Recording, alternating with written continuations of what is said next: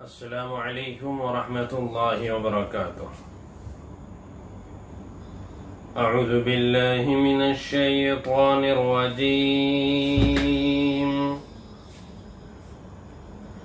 بسم اللہ الرحمن الرحیم۔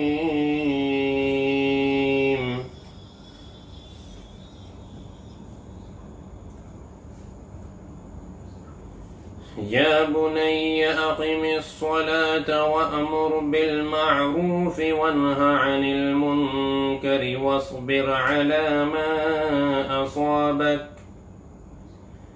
إن ذلك من عزم الأمور ولا تصعر خدك للناس ولا تمش في الأرض مرحا إن الله لا يحب كل مختال فخور صدق الله العظيم۔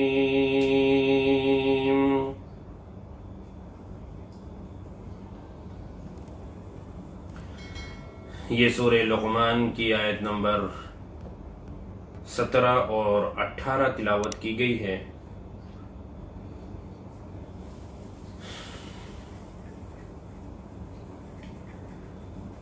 سب سے بہترین تحفہ، سب سے بہترین ہدیہ اگر کوئی باپ اپنی اولاد کو دے سکتا ہے تو وہ حسن ادب ہے، دینی تعلیم اور تربیت ہے، اچھے اخلاق ہیں۔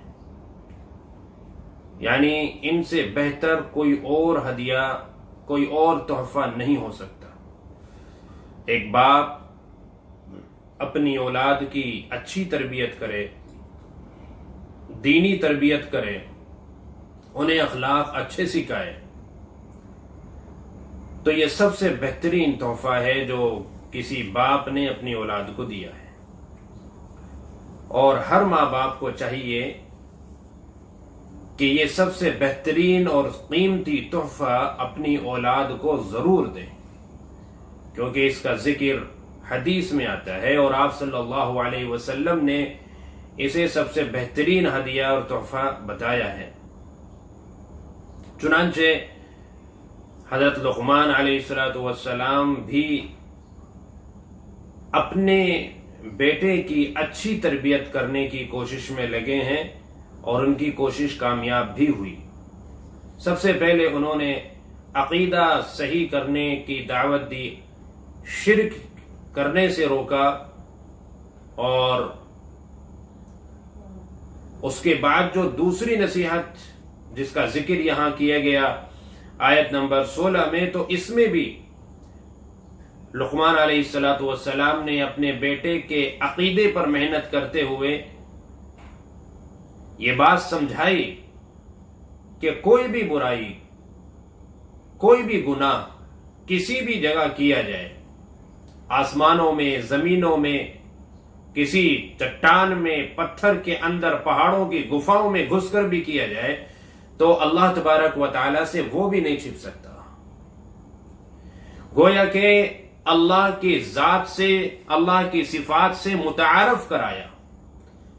نہ اللہ کی ذات میں کوئی شریک، نہ اللہ کی صفات میں کوئی شریک، یہ دونوں چیزیں۔ اس لیے کہ شرک، ہر طرح کے شرک سے بچنے کی ضرورت ہے۔ نہ اللہ کی ذات میں شرک ہو کہ دو خدا یا اس سے زیادہ خدا مانے جائیں، نہ اللہ کی صفات میں، یہ صرف اللہ تبارک و تعالیٰ کی صفت ہے کہ اللہ تبارک و تعالیٰ تمام غیب کی چھپی ہوئی باتوں کو جانتے ہیں۔ وہ ظاہر کو بھی جانتے ہیں، وہ باطن کو بھی جانتے ہیں، وہ کھلی ہوئی باتوں کو بھی جانتے ہیں، پوشیدہ اور چھپی ہوئی باتوں کو بھی جانتے ہیں۔ اللہ تبارک و تعالیٰ کا جو علم ہے اس کے برابر بھی کوئی نہیں ہو سکتا۔ بہرحال اب پچھلی جو دو نصیحتیں گزری ہیں وہ دونوں عقیدے سے متعلق تھی۔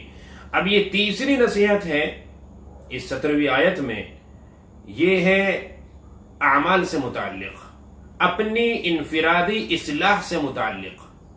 انسان کو اپنی اصلاح سے کبھی بھی بے خبر نہیں ہونا چاہیے، اپنا محاسبہ کرتے رہنے کی ضرورت ہے۔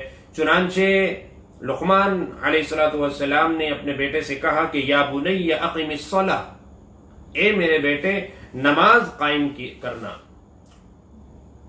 یہ بھی نہیں کہ نماز پڑھنا، بلکہ کیا کہا کہ نماز قائم کرنا، یعنی ہمیشہ نماز پڑھتے رہنا، آداب کے ساتھ، سنت کے مطابق، اطمینان کے ساتھ، سکون کے ساتھ، خشوع اور خضوع کے ساتھ، پابندی کے ساتھ، 5 وقت کی نمازیں، کوئی بھی نماز چھوٹ نہ جائے، تکبیر اولیٰ کے ساتھ۔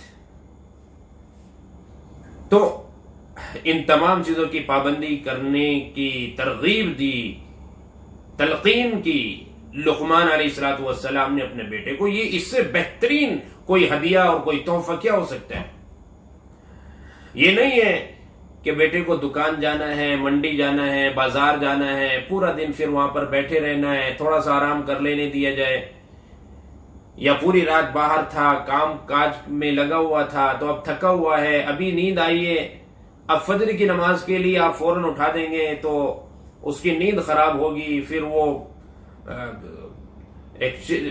پورا دن جو ہے نا بے چینی رہے گی اور کام میں بھی دل نہیں لگے گا، وغیرہ وغیرہ۔ ہم جو عذر پیش کرتے ہیں اور ہم اپنے بچوں کو اٹھانا نہیں چاہتے نماز کے لیے، ہم خود جان بوجھ کر ان کو جہنم کی طرف دھکیل رہے ہیں۔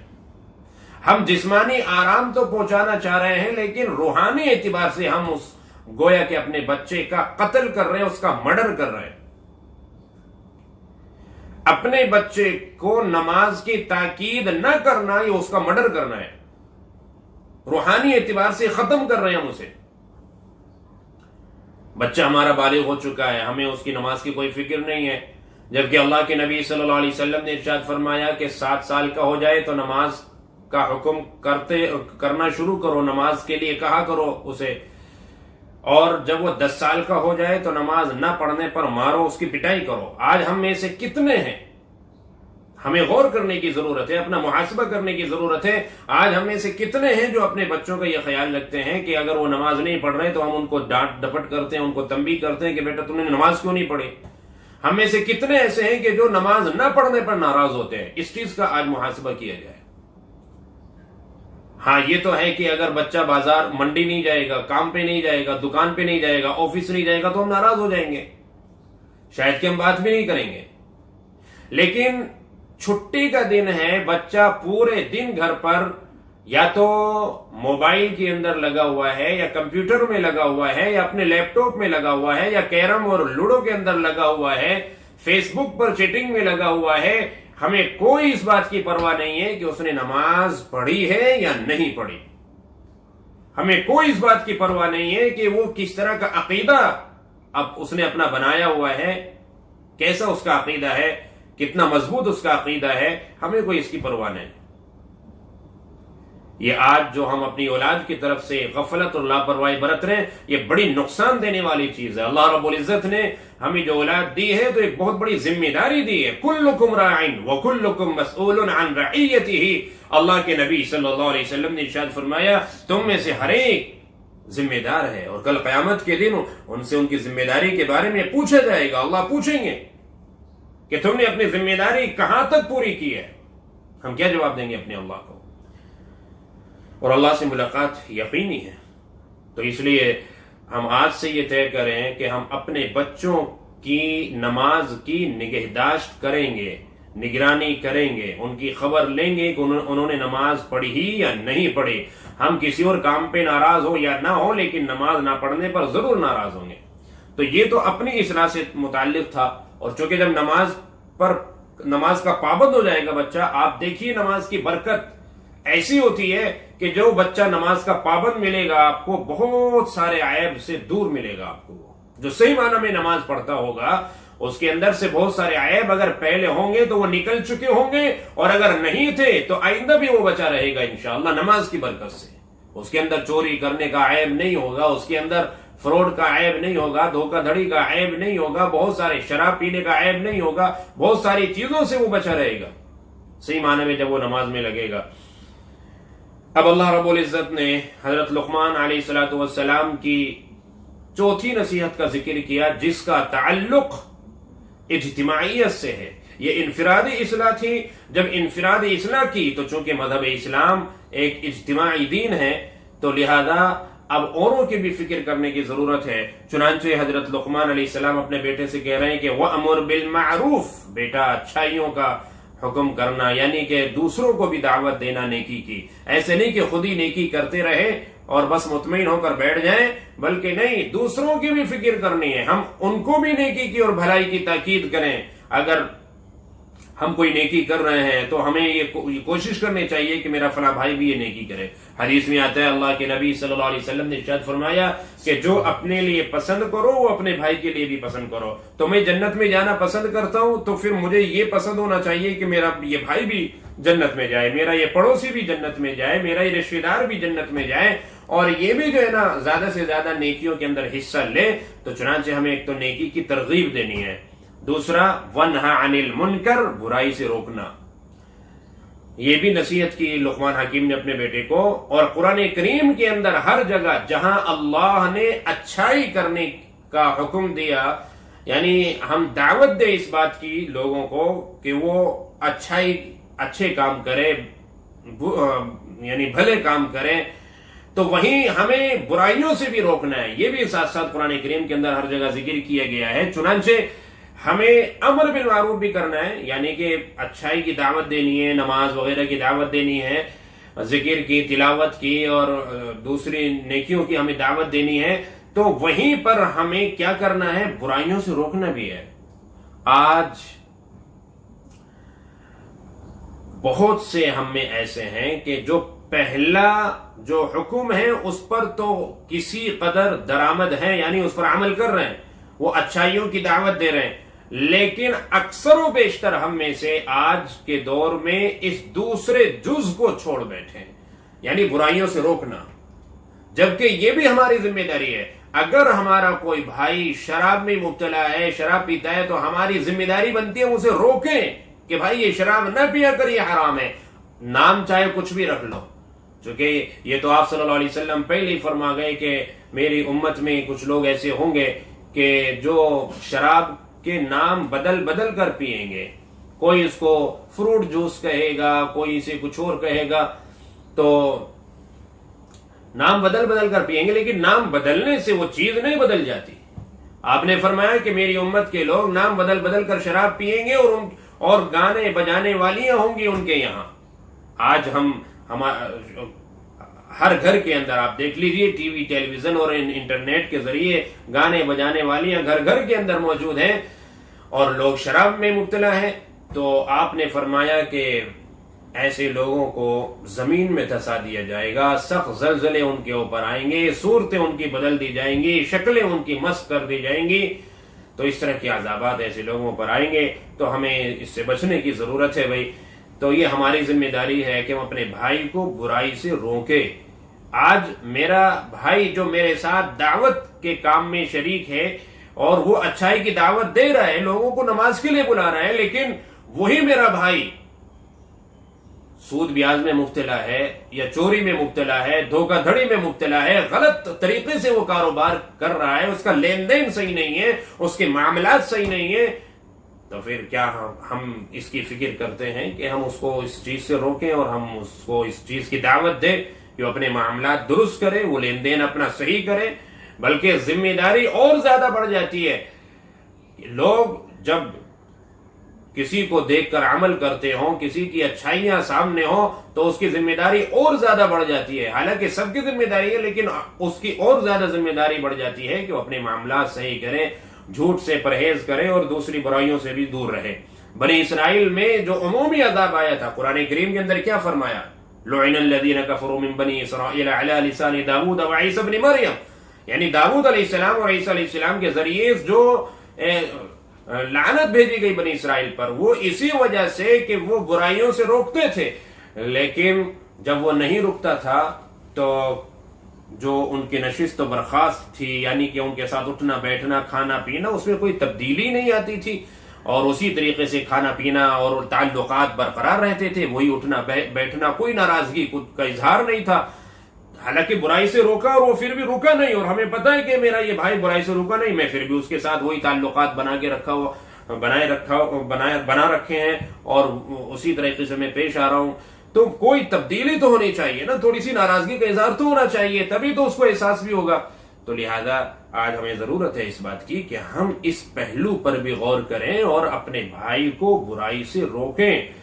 اللہ فرماتے ہیں کہ اس میں مشکلات تو آئیں گی، پریشانی آئیں گی، تمہارے دوست تم سے ناراض بھی ہوں گے، ہو سکتا ہے کہ تمہارے اپنے بیگانے ہو جائیں، ہو سکتا ہے کہ لوگ تمہارا بائیکاٹ کرنے لگے، تم سے بات چیت کرنا چھوڑ دیں، ملنا جلنا چھوڑ دیں، الٹا سیدھا تمہیں کہنے لگے، بہت ساری تکلیفیں پریشانیاں آ سکتی ہیں، لیکن وَاصْبِرْ عَلَى مَا أَصَابَكَ، یہ چھٹی جو نصیحت ہے لقمان علیہ السلام کی اپنے بیٹے کو کہ بیٹا اس راستے میں جب تم لوگوں کو برائیوں سے روکو گے، اچھائیوں کی دعوت دو گے تو پریشانیاں ضرور آئیں گی، اس پر تمہیں صبر کرنا ہے، اس پر تمہیں صبر کرنا ہے اللہ کے لیے۔ یہ انبیاء کرام کی سنت ہے، اللہ کے نبیوں نے، پیغمبروں نے جب بھی دعوت دی، لوگوں کو اچھائیوں کی طرف بلایا، برائیوں سے روکا، بت پرستی سے، شرک سے اور ناپ تول میں کمی کرنے سے وغیرہ، یہ جتنی برائیاں ان سب سے روکا، تو انبیاء کرام پر پریشانیاں بھی آئی ہیں، مصیبتیں آئی ہیں، لوگوں نے سوشل بائیکاٹ بھی کیا ہے، لیکن آپ صلی اللہ علیہ وسلم نے بھی اور آپ سے پہلے جتنے بھی نبی آئے ان سب نے اس پر صبر کیا، تو اللہ تبارک و تعالیٰ کی مدد بہرحال آئی اور آخر کار فتح انہی لوگوں کو ملی ہے اور کامیابی انہی لوگوں کو ملی ہے۔ تو لقمان علیہ السلام فرماتے ہیں ان ذالک من عزم الامور، یہ بہت ہی ہمت کے کاموں میں سے ہے۔ یعنی ایک داعی جو دعوت دے رہا ہے اور وہ برائیوں سے روک رہا ہے، وہ معمولی اس طرح کی پریشانیوں سے گھبرا کر وہ دعوت چھوڑ دے، وہ لوگوں کو برائیوں سے روکنا چھوڑ دے اور وہ اچھائیوں کی طرف بلانا چھوڑ دے، یہ ان کے شان نشان نہیں ہے، بلکہ ان کو لگاتار اس عمل کو جاری رکھنا چاہیے۔ اگلی نصیحت ہے لقمان علیہ السلام کی کہ وَلَا تُصَعِّرْ خَدَّكَ لِلنَّاسِ، اخلاقی اعتبار سے، یعنی ایک بچے کے اخلاق کیسے ہونے چاہیے اور دوسروں کے ساتھ اسے کس طرح سے پیش آنا چاہیے، ایک شہری زندگی کس طریقے سے گزارنی چاہیے جو ایک مل جل کر گزارتے ہیں۔ تو لقمان علیہ السلام اپنے بچے کو سمجھا رہے ہیں کہ بیٹا کبھی بھی بے رخی کے ساتھ بات نہ کرنا کسی سے، یعنی لوگوں کے ساتھ بے رخی سے کبھی پیش نہ آنا۔ ایک ہوتا ہے نا تکبر والا مزاج کہ کسی سے بات کر رہے ہیں تو تھوڑا سا منہ چڑھا کے بات کر رہے ہیں، منہ پھیر کے بات کر رہے ہیں، ناگواری کے ساتھ، سامنے والا آپ کو اہمیت دے رہا ہے، آپ سے بات کرنا چاہ رہا ہے اور آپ اس کو اہمیت نہیں دے رہے، آپ اس کو حقیر سمجھ رہے ہیں، آپ اپنے آپ کو اس سے بہتر سمجھ رہے ہیں، تو یہ جو ریئیکشن ہوتا ہے نا، اس سے پتہ چل جاتا ہے کہ آپ سامنے والے کو کتنی اہمیت دے رہے ہیں، اس سے پتہ چل جاتا ہے کہ آپ کس طرح سے پیش آ رہے ہیں اور اس وقت آپ کے اندر کیا چل رہا ہے۔ تو چونکہ اندر کا تو اللہ ہی جانتے ہیں، لیکن ان حالات سے ظاہر ہو جاتا ہے، جو اپنی جو کہتے ہیں باڈی لینگویج، جو ہماری باڈی لینگویج ہوتی ہے نا، تو اس سے بھی پتہ چل جاتا ہے کہ ہمارے اندر کیا چل رہا ہے۔ تو اس لیے لقمان علیہ السلام نے فرمایا کہ بیٹا کبھی بے رخی سے پیش نہ آنا، لوگوں سے بات کرنی ہے تو تمیز سے بات کرنا، ان کی بات کو اہمیت کے ساتھ، توجہ کے ساتھ سننا، بے توجہی کے ساتھ بات نہ سننا، خندہ پیشانی کے ساتھ مسکرا کے پیش آنا، منہ چڑھا کے پیش نہیں آنا لوگوں سے، یہ تکبر کرنے والوں کی پہچان ہوتی ہے۔ تو یہ ابھی بہرحال نصیحت، کتنی قیمتی نصیحتیں ہیں اور کتنی بہترین ایک تربیت کی جا رہی ہے، ایک باپ اپنے بیٹے کی تربیت کر رہا ہے، آج ہمیں بھی اسی کی ضرورت ہے۔ ابھی نصیحتوں کا سلسلہ جاری ہے، انشاءاللہ باقی کل آئندہ پیش کی جائیں گی آپ کی خدمت میں۔ اللہ تبارک و تعالی ہمیں ان نصیحتوں کو اپنانے کی توفیق عطا فرمائے اور ہمیں بھی اسی طرح اپنے بچوں پر محنت کرنے کی توفیق عطا فرمائے۔ السلام علیکم